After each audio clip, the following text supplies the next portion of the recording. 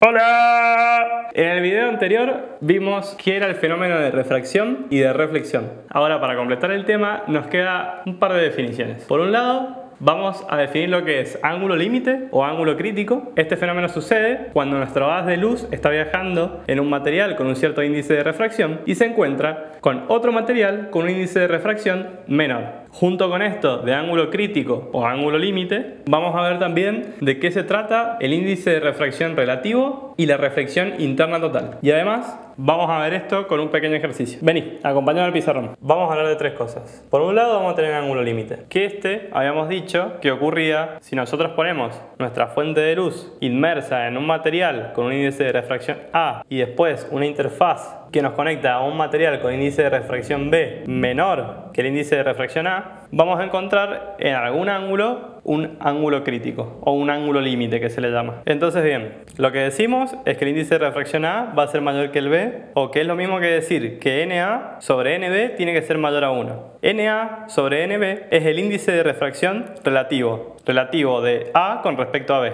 Ahora bien, fíjate que nuestro foco de luz va a emitir rayos que van a ser directamente alineados con la normal. Estos van a continuar derechos. Luego va a haber rayos que van a tener un cierto ángulo con respecto a la normal. Estos se van a ver refractados con otro cierto ángulo desviados en el material B. Y va a llegar un momento en que cuando nosotros vamos abriendo este paño, lo que va a pasar es que nuestro ángulo de incidencia va a ir aumentando, y como el índice de refracción B es más pequeño que A, lo que va a terminar sucediendo es que este se va a ir abriendo hasta llegar a 90 grados. Y ahí es donde vamos a encontrar lo que definimos como ángulo crítico. Entonces, el ángulo crítico se va a corresponder a aquel ángulo en donde yo después, en el material B, vaya a tener un ángulo de 90 grados. ¿Qué implica esto en la ley de Snell? Lo que va a pasar es que el material A, por el seno del ángulo crítico, tiene que ser igual al índice de refracción del material B, ya que el seno de 90 es igual a 1. De esta manera podemos conseguir un ángulo crítico. Ahora bien, ¿qué sucede si nosotros aumentamos incluso más el valor del ángulo que tenemos con respecto a lo normal en el rayo incidente? Si nosotros aumentamos más, o sea, por encima del valor del ángulo crítico, el ángulo va a ser mayor de 90, y lo que va a pasar es que todos los rayos van a volver hacia el material A. Ninguno cruzará al material B.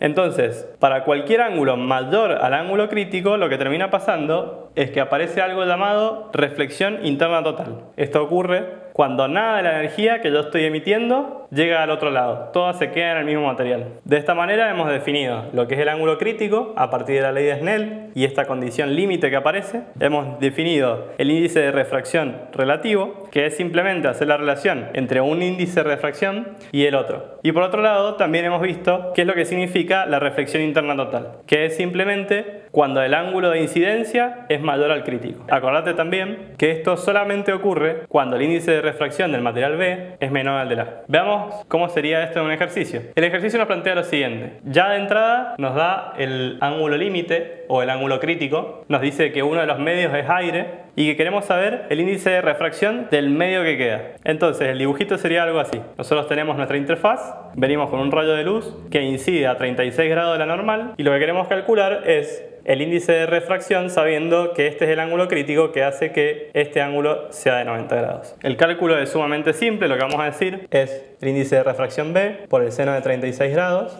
va a ser igual al índice de refracción A, que sería el del aire, por el seno de 90, el cual esto es igual a 1, y el índice de refracción del aire también lo podemos considerar 1. Con lo cual, NB por el seno de 36 va a ser igual a 1. Despejando NB, lo que nos queda es que va a ser 1 dividido seno de 36, y esto es igual a 1,7. Entonces, de esta manera hemos encontrado el resultado de nuestro problema. Ya sabemos qué es la luz, cómo se propaga, a qué velocidad y qué pasa cuando cambiamos de material. Vimos qué es lo que es la reflexión, la refracción y casos particulares de refracción como puede ser el ángulo crítico y la reflexión interna total. Además, vimos cómo trabajar con la luz, en donde colocamos el origen de la luz y el resto lo trabajamos con líneas y flechas. En el próximo video vamos a empezar a hablar de espejos. Nos vemos la próxima. ¡Chau!